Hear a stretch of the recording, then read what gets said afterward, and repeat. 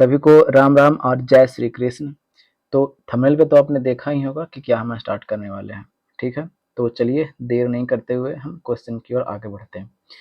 हमें आज का क्वेश्चन जो बोला गया है कि उपनिषदों को वेदांत के रूप में जाना जाता है। तो हाँ, बिल्कुल सही है। वेदांत का पहले हम अर्थ समझ लेते हैं कि ये वेदांत का अर्थ क्या होता है। वेदांत का अर्थ होता है वेदों का अंत। जैसे में आज आप लोग जानते भी होंगे कि एक कौन सा वेद है तो ऋग्वेद है। ठीक है, एक और वेद कौन सा है तो यजुर्वेद है। फिर एक और वेद कौन सा है तो उसके बाद सामवेद है। फिर एक और वेद कौन सा है तो फिर उसके बाद में अथर्ववेद है। इतना तक तो वेद को आपको पता होगा, जिसमें से ऋग्वेद सबसे पुराना वेद कहा जाता है, माना जाता है। ठीक है, तो उसी में क्या बोला गया है कि ये वेदांत है, यानी सभी वेदों का क्या किया गया है, अंत किया गया है। ठीक है, तो इसकी संख्या के बारे में पूछा गया है। ठीक है, तो इसकी संख्या कितनी है तो 108, श्री श्री 108। ठीक है, श्री श्री 108। तो कितना हो जाएगा, ऑप्शन नंबर 3। आगे बढ़े, चलिए आगे बढ़ते हैं, अगले पे चलते हैं। आगे क्या बोला गया है कि निम्नलिखित में से जो है नीचे ऑप्शन में दिया गया है उसे मिलान करना है। ठीक है, तो चलिए मिलान करते हैं।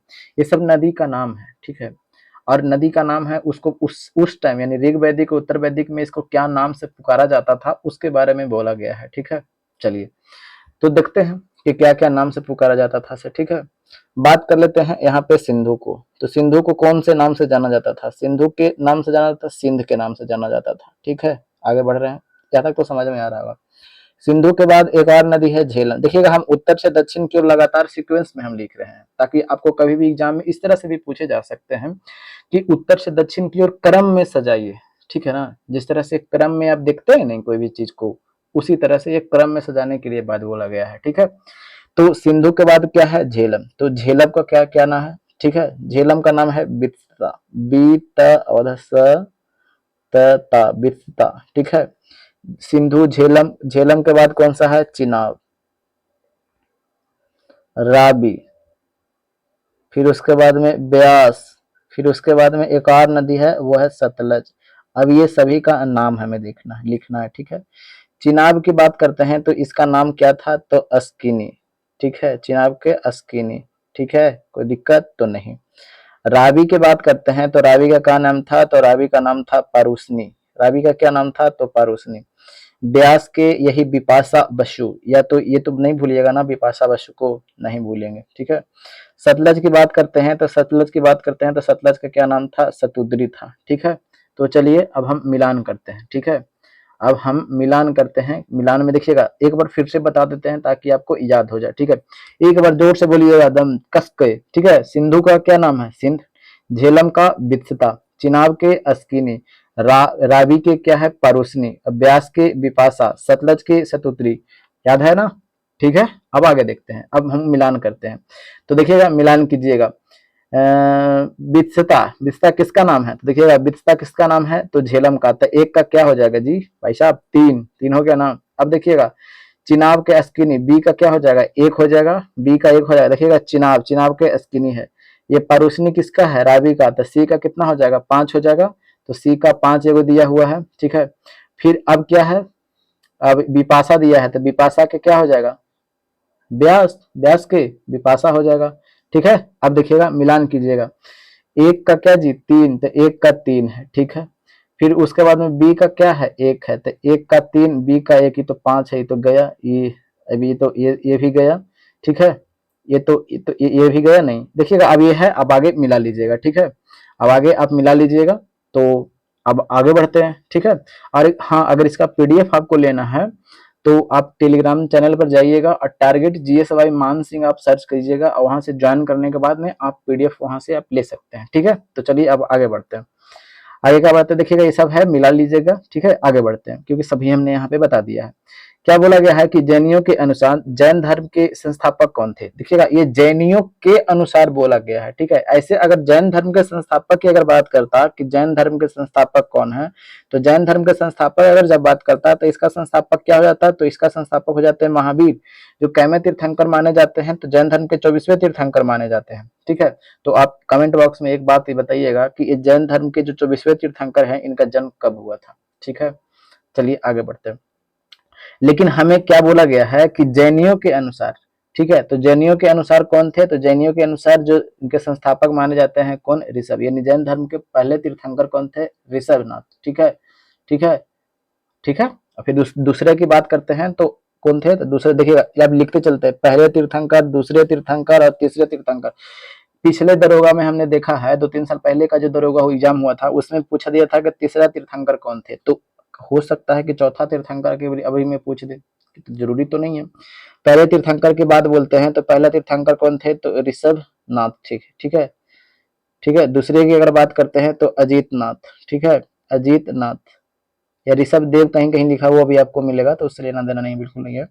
तीसरे की बात करते हैं तो तीसरा का नाम क्या था, तो संभवनाथ। चौथे की बात करते हैं तो यही जो पाकिस्तान में घुस के मारे थे नहीं, अभिनंदन, अभिनंदन, अभिनंदन, वही ये अभिनंदन इनका नाम है चौथा का। ठीक है, और बाकी पीछे से 2-4 आप याद करके लिखिएगा। 24वां तीर्थंकर कौन है, तो 24वां तीर्थंकर है महावीर। बात करते हैं 23वें तीर्थंकर की, 23वां तीर्थंकर कौन है, तो 23वां तीर्थंकर है पार्श्वनाथ। ठीक है। बात करते हैं 22वां की, तो 22वां तीर्थंकर कौन है, तो 22वां तीर्थंकर है अरिष्टनेमी। ये अरिष्टनेमी का चर्चा कहाँ किया गया है, तो यही ऋग्वेद में किया गया है। ये भगवान कृष्ण के भाई बताए जाते हैं। ठीक है, यहीं तक आपको रटना है। ठीक है, याद भी करना है। आगे बढ़ते हैं, अगले पे चलते हैं। क्या हो गया 58 क्या है कि प्राचीन भारत के प्रसिद्ध शासक जिसने अपने जीवन के अंत समय में जैन धर्म का ग्रहण किया था। अब देखिएगा जैन धर्म का अंतिम समय में कौन ग्रहण किया था, ये देखिएगा, ये जो अखंड भारत की जो आप बात करते हैं, ठीक है, जो हमारी सरकार कभी कभी बोलते रहती है अखंड भारत, ये इतने बड़े क्षेत्र में फैला हुआ था ये अखंड भारत। ठीक है, ये आज का पाकिस्तान, बांग्लादेश, नेपाल वगैरह ये सब था। ठीक है, कुछ नीचे के क्षेत्र छोड़ करके। अब इसमें अखंड भारत का जिसमें क्षेत्र था, तो ये अखंड भारत पर शासन कौन करता था, यही मौर्य साम्राज्य के ये राजा कौन थे, मौर्य साम्राज्य का राजा थे चंद्रगुप्त मौर्य।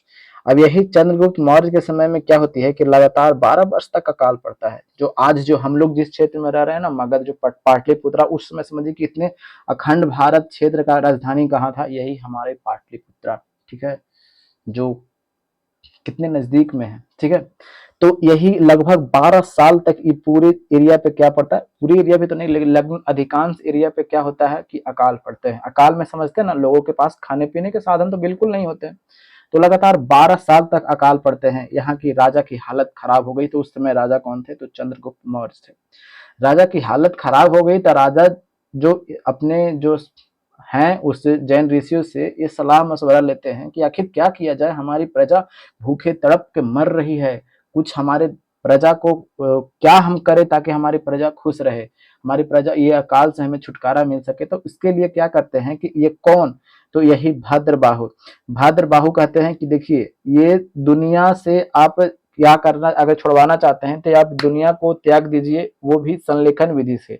संलेखन विधि का मतलब क्या होता है, संलेखन विधि का मतलब भूखे प्यासे, यानी भूखे प्यासे अपने प्राण को त्याग दीजिए। आपका जो क्षेत्र है वो आपका क्षेत्र में काफी खुशहाली आना चालू हो जाएगा। ठीक है, अब क्यों किए थे, कैसा किए थे, वो तो हम नहीं बता सकते हैं।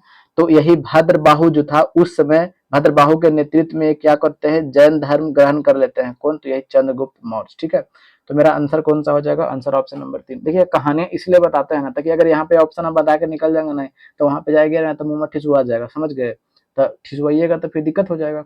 ठीक है, आगे बढ़ते हैं, अगले पे चलते हैं। ठिसुआ जाएगा तो समझिए करते हैं कि क्या होता है हालात से।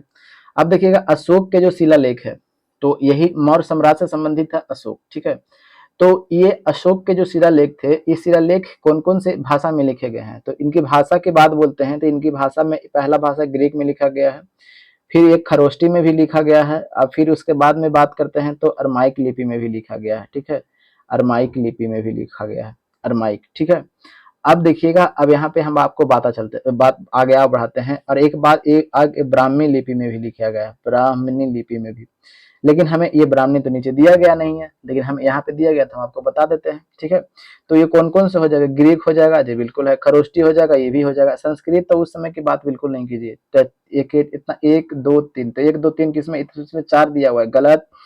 ये 1 2 3 किसमें है, ये ऑप्शन नंबर 2 में है। ठीक है, आगे बढ़ते हैं। ठीक है, आगे बढ़िएगा।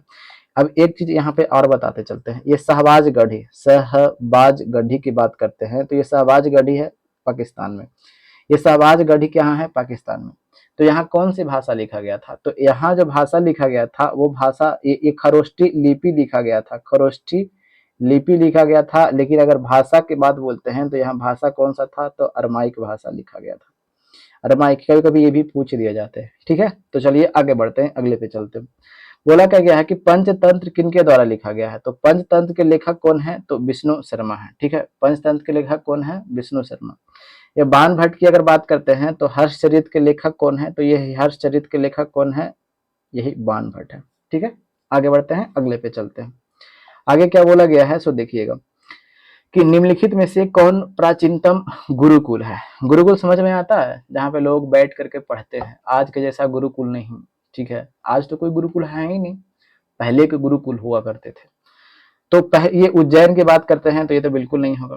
बात करते हैं ये नालंदा की। ये नालंदा विश्वविद्यालय जो है, ठीक है, ये नालंदा विश्वविद्यालय 300 से 400 ईसा पूर्व के बीच में इसकी क्या होती है? स्थापना होती है, यानी गुप्त साम्राज्य करता है। 300 से 400 ईस्वी की बात हो गया, ईसा पूर्व नहीं, 300 से 400 ईस्वी में हो गया, ठीक है। अब ये विक्रमशिला विश्वविद्यालय का स्थापना कौन करते हैं? तो विक्रमशिला विश्वविद्यालय का स्थापना करते हैं गोपाल के जो अगले बेटा जो है, यानी गोपाल वंश के, पाल वंश के संस्थापक कौन थे? तो गोपाल थे। गोपाल के बाद उत्तराधिकारी कौन बनता है? धर्मपाल। तो यही धर्मपाल क्या करते हैं? ये विक्रमशिला विश्वविद्यालय का स्थापना, तो ये 800 से 900 के बीच में है, ईस्वी की बात कर रहे हैं, ठीक है। अब ये तक्षशिला जो है, ये तक्षशिला ये कब की बात है? तो तक्षशिला ये बात है, ये जब मौर्य साम्राज्य ये अपने उत्कर्ष पर था ना, तो उस समय ये तक्षशिला में क्या करते थे? लोग शिक्षा ग्रहण करते थे उस समय, यानी मौर्य साम्राज्य कब की बात है? तो ये ईसा पूर्व चल जाइए, ठीक है। 323 ईसा पूर्व में क्या होता है? मौर्य साम्राज्य अपना स्थापना करता है, तो ये उस टाइम की है। तो ये भी खत्म। अब मेरे पास ऑप्शन क्या बच गया? ऑप्शन नंबर 4, ठीक है। आगे बढ़े, एकदम बिल्कुल आगे बढ़िए, एकदम इतना तीव्र गति से आगे निकलिए ना कि सामने वाला के दिलवा में एकदम छेद हो जाए, ठीक है। आगे बढ़ते हैं, चलिए आगे बढ़ते हैं। बंगाल का प्राचीन नाम क्या है? तो बंगाल का प्राचीन नाम की बात करते हैं तो बंगाल का प्राचीन नाम गॉड है। गॉड, गॉड नहीं, भगवान नहीं, गॉड, गॉड, ठीक है। बंगाल का प्राचीन नाम क्या है? गॉड है। ये बात करते हैं असम की, तो असम का प्राचीन नाम क्या है? तो असम का प्राचीन नाम है कामरूप। क्या है? असम का प्राचीन नाम क्या है? तो कामरूप है। आगे बोला क्या गया है? नागर, द्रविड़ और बेसर 3 प्रमुख शैली है। तो ये किसका है?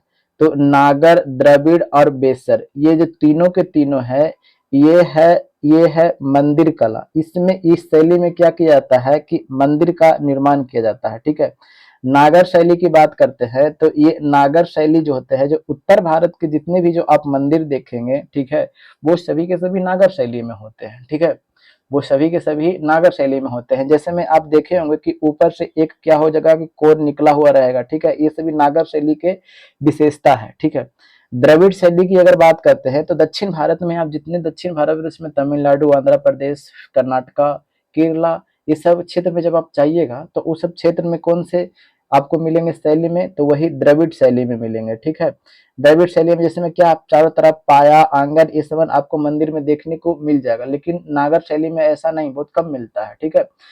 ये क्या है, एक ऊंचे ऐसे उठा दिया जाता है, यहाँ भी उठाए जाते हैं, लेकिन इसके जो आंगन बनाए जाते हैं चारों तरफ घूमने के लिए भी बनाए जाते हैं, ठीक है। अब जब इमेज में देखिएगा तो आपको काफी ज्यादा पूरी तरह से क्रिस्टल क्लियर हो जाएगा, ठीक है।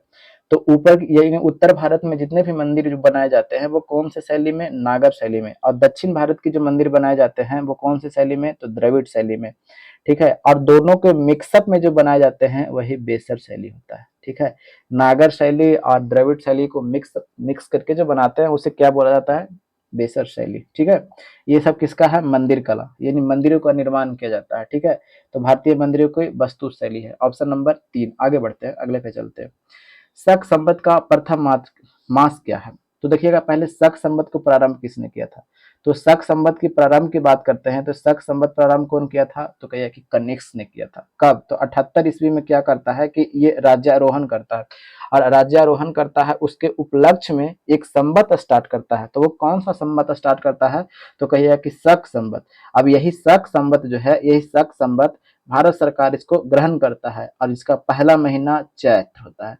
आप पढ़ते हैं नहीं? चैत, बैसाख, जेठ, आषाढ़, ये सब पढ़ते हैं, फागुन, इस सब पढ़े हैं नहीं, ठीक है। आंसर कौन सा हो जाएगा? आंसर ऑप्शन नंबर 3 हो जाएगा। आगे बढ़े, आगे बढ़ते हैं। नागर नगर कोझिकोड कहलाता था, यानी नगर कोझिकोड पहले क्या कहलाता था, तो यही कालीकट। यही कालीकट बंदरगाह पर सबसे पहले कौन आया था, पुर्तगाली। तो वो पुर्तगाली आया था कौन, समुद्री रास्ता से, तो वो था वास्को डी गामा। 1498 ईस्वी में यही कालीकट बंदरगाह पर सबसे पहले आता है, जिसका जमोरिन क्या करता है कि स्वागत करता है कि आइए मेहमान, आप हमारे क्षेत्र से मसाले को ले जाइए, ठीक है। और वही फिर उसके बाद में वास्को डी गामा इंडिया से व्यापार करना स्टार्ट कर देता है। फिर उसके बाद में हमारा देश गुलामी की ओर आगे तीव्र गति से बढ़ते हुए चला जाता है, ठीक है। तो चलिए, तो कौन सा हो जाएगा, नगर कोझिकोड कहलाता था कौन, कालीकट से, ठीक है। आगे बढ़ते हैं, अगले पे चलते हैं। चोल प्रशासन की मुख्य विशेषता क्या थी, तो चोल प्रशासन की मुख्य विशेषता की बात करते हैं तो ग्रामीण स्वायत्ता, जिसमें ग्राम पंचायत की अगर बातें करते हैं तो ये चोल प्रशासन में ही उस समय की उसकी विशेषता था, ठीक है। यानी ग्राम पंचायत यानी पंचायत स्तर पर ये काफी अच्छे तरीके से शासन को जो ये काफी अच्छे तरीके से ये हैंडल किया करता था, तो उसकी विशेषता थी, ठीक है। क्योंकि ये सबसे निचले स्तर के जो प्रशासन है, ये निचले स्तर के प्रशासन है, यहाँ पे जाकर के हम लोगों को, हालात को, दशा को, दुर्दशा को क्या कर सकते हैं, बदल सकते हैं। और ऊंचे बैठ कर, जिसमें अब डीएम है, बदलेगा तो उतना दूर से वो शासन कर रहा है, और एक यहाँ आप गांव के नजदीक में बैठ करके शासन कर रहे हैं, तो सोच के देखिए कि कौन सा शासन बढ़िया हो सकता है, ठीक है। क्योंकि अब जैसे प्रधानमंत्री भी शासन कर रहा है, चीफ मिनिस्टर भी शासन कर रहा है, तो क्या चीफ मिनिस्टर आपको देखने आ रहा है, तो वही एक छोटे स्तर के शासन होने चाहिए। तो वो छोटे छोटे स्तर के शासन में ये ग्राम स्वायत्ता जो था, ये चोलों का काफी प्रमुख था, ठीक है। अभी भी हमारे क्षेत्र में है, ऐसा नहीं है कि ग्राम स्वायत्ता हमारे क्षेत्र में नहीं है या हमारे देश में नहीं है, ठीक है। जिसमें आप मुखिया का चुनाव देख रहे हैं ना, बस वही बात है। तो मेरा आंसर कौन सा हो जाएगा, आंसर ना हो जाएगा 2। आगे बढ़ते हैं, अगले पे चलते हैं। क्या बोला गया है कि निम्नलिखित में से किस स्थान पर सिंधु घाटी सभ्यता का बंदरगाह नगर स्थित है। बंदरगाह की बात करते हैं तो ये हमारा इंडिया है, यहाँ गुजरात है, और यहाँ लोथल है, और ये लोथल में क्या था, ये बंदरगाह था। यहीं पर क्या था, अब यहाँ से क्या होते थे कि यही ईरान, ये सभी क्या होते थे, मैसेडोनिया, ये सब क्या होते थे, व्यापार हुआ करते थे, ठीक है। बहरीन वगैरह ये सभी व्यापार हुआ करता था एसी के सहारे, ठीक है। तो यहाँ पे क्या है, लोथल में क्या है, तो बंदरगाह है। बंदरगाह जिसको डॉकयार्ड भी बोलते हैं, ठीक है, बंदरगाह, ठीक है, डॉकयार्ड जिसको बोलते हैं, ठीक है। ऐसा नहीं समझिए कि बंदरगाह मतलब कि बंदर, बिल्कुल नहीं, वैसा बिल्कुल नहीं होने वाला है कि बंदरगाह का मतलब बंदर, ठीक है। कालीबंगा की बात करते हैं तो कालीबंगा ये कहाँ है, तो बोलिए कि ये राजस्थान में है।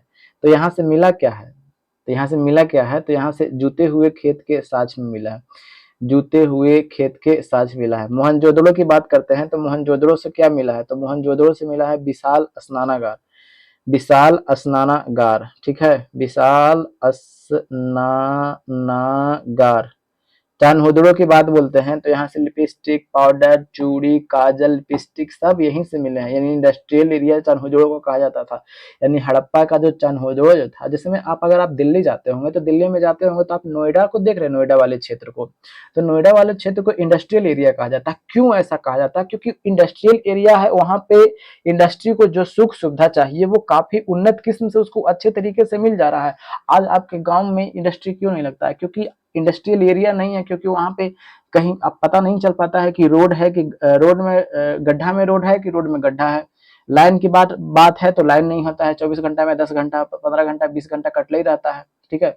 फिर शाम होता है तो 7 को, 8 को, 10 को गुंडा आता है, इतना टैक्स दे रहे, इतना रंगदारी टैक्स दे रहे, तो समझ रहे ना, बहुत सारे दिक्कत होता है इंडस्ट्रियल एरिया में। ये सब कुछ नहीं होने वाला है, ठीक है, ये सब एकदम नहीं होने वाला है। इसीलिए आप सुनते देखे होंगे कि कई क्षेत्र को ऐसा इंडस्ट्रियल एरिया सरकार से घोषित करने के लिए कहा जाता है, ताकि इंडस्ट्रियल एरिया जब घोषित हो जाती है तो सरकार की पैनी नजर उस पर बनी हुई रहती है कि क्या उस क्षेत्र में किसी चीज की दिक्कत है। अगर दिक्कत है तो वहां तुरंत का तुरंत क्या किया जाता है, समाधान उसका किया जाता है, ठीक है। आगे बढ़े, ठीक है, आगे बढ़िए थे, आगे चलते हैं, ठीक है। ये तो हो गया। तो यहाँ से क्या क्या, लोथल से में क्या था, बंदरगाह था, कालीबंगा में जूते हुए खेत के साथ, मोहनजोदड़ो में विशाला स्नानागार, चानहोदड़ो में क्या था, इंडस्ट्रियल एरिया जिसको आप बोल सकते हैं काजल, पिस्टिक, पाउडर, ठीक है। आगे बढ़ते हैं। तो क्वेश्चन नंबर 68 क्या बोला गया कि प्राचीन हिंदू विधि का लेखक किसको कहा जाता है, तो प्राचीन हिंदू का विधि जिसमें नियम वगैरह लिखा गया है वो किसमें लिखा गया है, तो मनु स्मृति में लिखा गया है, ठीक है। ये हिंदू धर्म का एक क्या है, शास्त्र है जिसमें विधि सब लिखा गया है। तो इसके रचयिता कौन है, तो इसके रचयिता की बात करते हैं तो ऋषि मनु है। तो ऑप्शन नंबर क्या हो जाएगा, ऑप्शन नंबर हो जाएगा 3 हो जाएगा, ठीक है। आगे बढ़े, चलिए आगे बढ़ते हैं। तो वीडियो यहीं तक था, ठीक है। तो वीडियो आपको अच्छा लग रहा होगा, आपको हेल्प हो रहा होगा, आपको समझ में पूरी तरह से आ रहा होगा, तो वीडियो को थोड़ा-सा प्यार ज़रूर दिखाइएगा, दोस्तों के पास शेयर कीजिएगा और अगर नए हैं तो सब्सक्राइब कर लीजिएगा। अगर थोड़ा-सा सपोर्ट दिखाना चाहते हैं तो दिखा भी सकते हैं, अगर नहीं तो कोई बात नहीं है। तो मिलते हैं अगले वीडियो में, तब तक के लिए हँसते रहिए, मुस्कुराते रहिए और अपनों का ख्याल ज़रूर रखिए, ठीक है? और अपने जन्मदिवस पर एक पेड़ ज़रूर लगाइए। जय हिंद, जय भारत, इनकलाब ज़िंदाबाद।